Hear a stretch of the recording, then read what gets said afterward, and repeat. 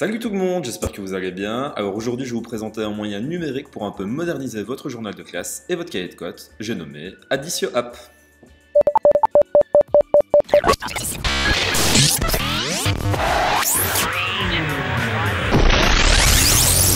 Alors il faut bien avouer que le journal de classe est un outil indispensable pour chaque enseignant, de même qu'un cahier de cotes, mais qui commence à peser un certain poids, surtout lorsqu'il s'accumule tout au long de l'année.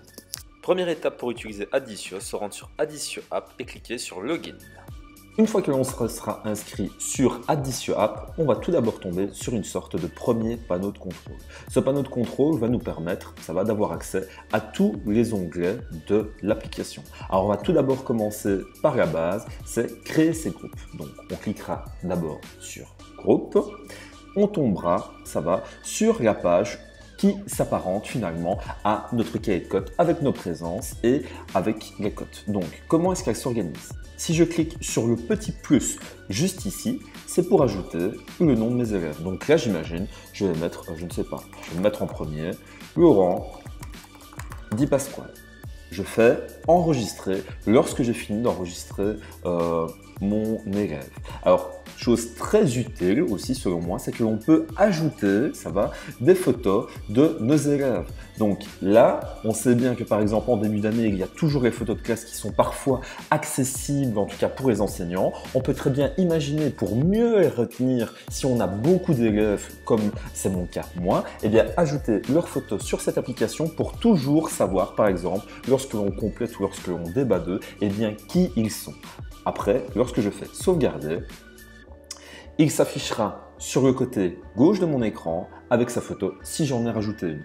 Sachez bien que la photo n'est pas obligatoire, mais selon moi, c'est quand même quelque chose de très utile parce que si vous avez par exemple 350 élèves en début d'année et que lors des premiers conseils de classe, on vous demande une information sur tel élève, il y a toujours un moment de doute, un moment d'hésitation, tandis que là, il n'y en a plus. Vous savez directement savoir qui est-ce que ça concerne. Si j'ai placé ici mes différents élèves, je peux avoir accès grâce à ce petit bouton au plan de classe que je peux créer. Alors si par exemple, je sais bien que Frodon, lui, ne s'entend pas avec Sauron, je vais le mettre ici à deux bouts opposés de la classe et je vais pouvoir ainsi faire tout mon schéma de classe en faisant voyager les différents icônes comme si j'avais la disposition de ma classe juste en face de moi. Alors c'est quelque chose qui selon moi est très pratique parce que d'un moment à l'autre, comme ça on est toujours sûr de se souvenir comment est-ce que l'on a placé nos élèves par rapport à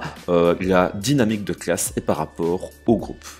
Autre fonctionnalité intéressante de Adissio App et qui vous permettra de trier assez facilement et de retrouver les élèves, c'est celle-ci. Une fois que j'ai tout mon groupe et que je décide de vouloir par exemple les replacer dans l'ordre alphabétique, il me suffit de mettre trier éléments et en cliquant sur élèves, je n'aurai plus qu'à sélectionner le classement par ordre alphabétique pour que celui-ci se réalise automatiquement.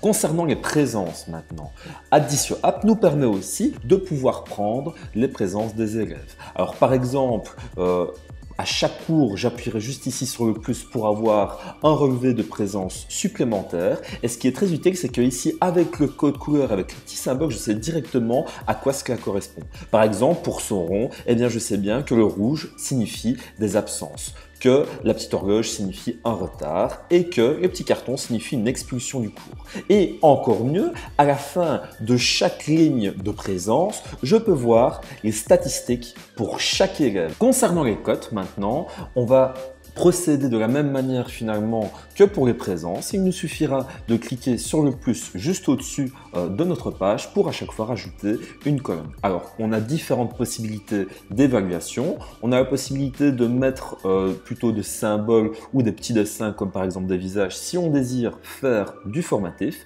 Et on a également la possibilité d'une évaluation plus certificative avec là, cette fois-ci des chiffres.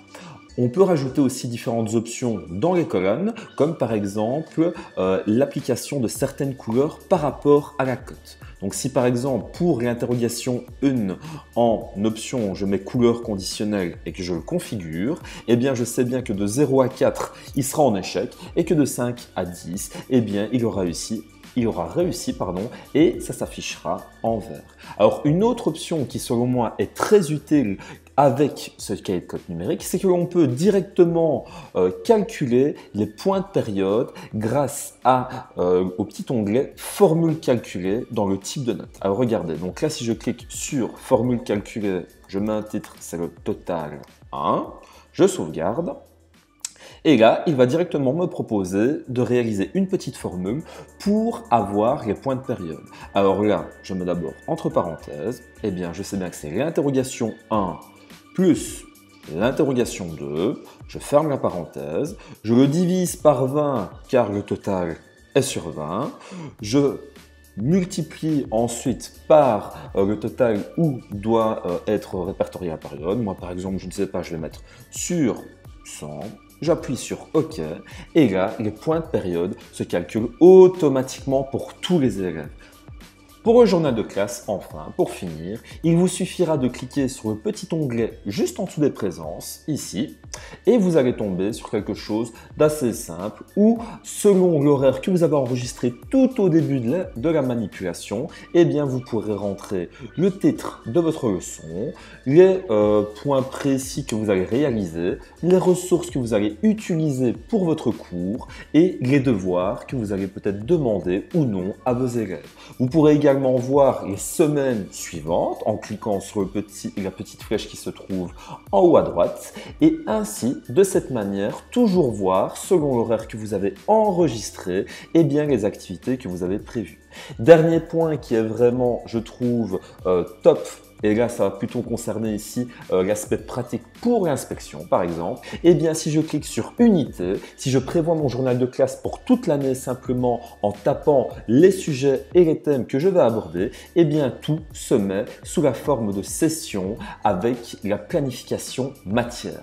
Il ne me restera plus en fin d'année que d'imprimer et d'exporter toutes ces pages pour pouvoir les compiler et pour pouvoir les présenter. Ce qui fait que ça aura un double intérêt. On n'a plus besoin de faire 2 fois le travail, faire le journal de classe, faire la planification matière. Tout est fait en une seule fois et tout se synchronise directement.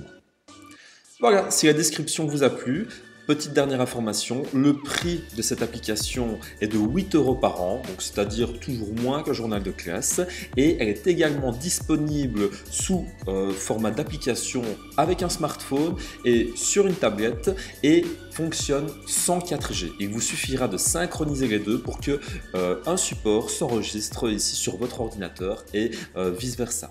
Voilà, si jamais vous avez aimé la vidéo, n'hésitez pas à la partager, la liker et on se donne rendez-vous à la semaine prochaine pour le salon de l'éducation. Au revoir!